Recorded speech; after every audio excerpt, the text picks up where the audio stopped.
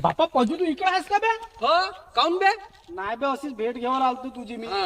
असा चिमल्यासारखा काऊन दिसून राहिला असतं तू? अरे तर भाऊ जेवणा खावना बंद आहे, चिमल्या हरका राहीन ना तर कात 2 दिवस झालं माझ्या मान्य स्वयंपाक करणं बंद केलं.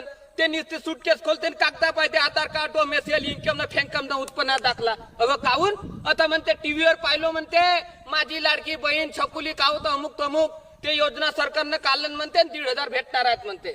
झाला हिच्या 1,500 ना आमचा पुरा घर चालणार आहे खरा. जेवणा खावना बंद केलं माणूस हारून राहिला पुरा. नाराजीने येते हो मग मी. अबे माझी कंडिशन तेच आहे बे.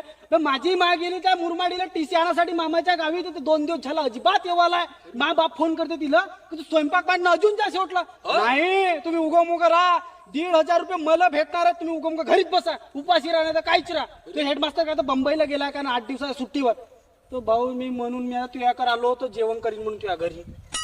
अबे बया मी पुऱ्या मोल्या